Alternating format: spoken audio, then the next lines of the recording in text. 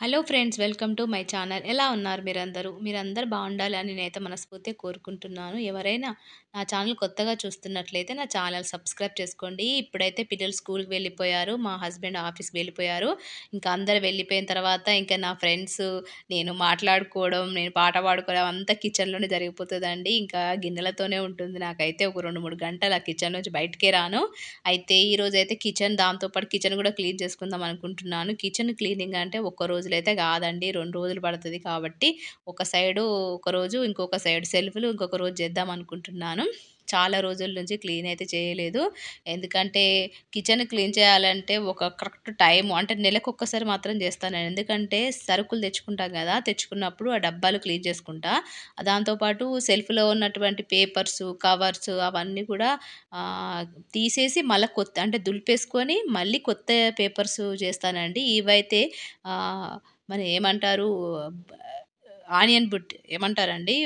ఉల్లిపాయలండి. ఉల్లిపాయలు వేసేదాన్ని. ఆ బుట్టిలో నేను ఇంకా ఫ్రైయింగ్ ప్యాన్‌లు, కడాయిలు వేసి పెట్టుకున్నాను. ఇంకొకటి ఇది ప్లేట్ల స్టాండ్ అండి. అది మా హస్బెండ్ ప్లేట్ల కోసం తెత్తే నేను అందులో ఆహ్, దోస ప్యాను, రోటి ప్యాన్‌లు పెట్టేసి మంచిగా నీట్‌గా పెట్టేసుకున్నాను. కిచెన్ చిన్నగున్నా, పెద్దగున్నా ఆహ్, బాధేం లేదండి. అని చాలామంది అనుకుంటారు కిచెన్ చిన్నగా ఉంది. అయన్నీ ఎక్కడ పెట్టుకోనో తెలియట్లేదు. మస్తు టైట్ ఉందని అనుకుంటారు గానీ, కిచెన్ చిన్నగున్నా, పెద్దగున్నా మనము మంచిగా సదురుకుంటే ప్లేస్ సరిపోతదండి.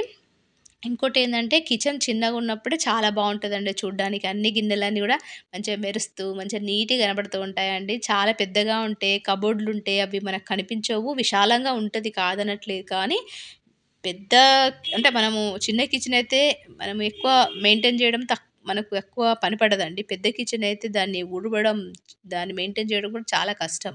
ఇంకోటేందంటే మనము కిచెన్‌ను ఏది పెద్దగున్నా, చిన్నగున్నా సాఫ్ జేసేదే మనమే అండి. అంటే మనమే క్లీన్ చేసుకోవాలి. మనమే నీట్‌గా పెట్టుకోవాలండి. పెద్దదైతేంది, చిన్నదైతేంది ఒక 1 అవర్ అట్లా 2 అవర్స్ పడతదనుకుంటా. అంటే పెద్ద కిచెన్‌కు, చిన్న కిచెన్‌కు. కానీ చిన్న కిచెన్ అయినా, పెద్ద కిచెన్ అయినా మనమైతే నీట్‌గా పెట్టుకోవాల్సిందే అండి.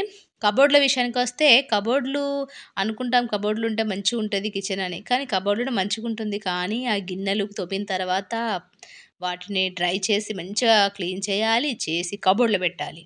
లేకపోతే కబోర్డ్‌లు పాడైపోతాయి. కబోర్డ్‌లో స్మెల్లొస్తుంది కాబట్టి అంత మెయింటెనెన్స్ ఉంటదండి దానికి. అందుకే కిచెన్ చిన్నగా ఉంటేనే బావుంటదని నేను అనుకుంటాను. కబోర్డ్ లేకపోతే ఇంకా మంచిగుంటదండి. మంచి గాలి ఆరుతూ ఉంటుంది. మంచిగా గాలి రావడం వల్ల గిన్నెలు గూడా ఎటువంటి స్మెల్ ఉండదు. గిన్నెలో స్మెల్ ఉండదు. కిచెన్ చూడ్డానికి నీట్‌గా ఉంటుంది. అయితే నేనైతే ఇట్లా అనుకుంటానండి.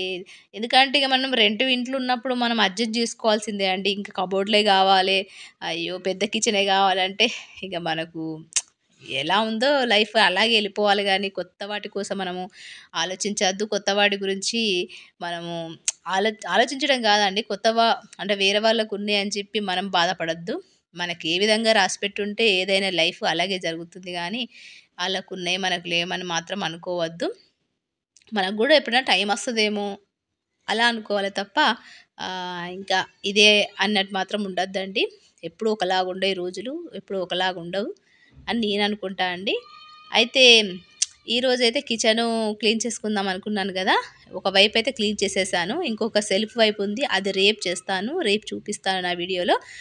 ఖచ్చితంగా నా వీడియో వాచ్ చేస్తారనుకుంటున్నాను. ఎవరైనా నా ఛానల్ చూడకపోతే నా ఛానల్ చూడండి. సబ్స్క్రైబ్ చేయండి. Thank you so much.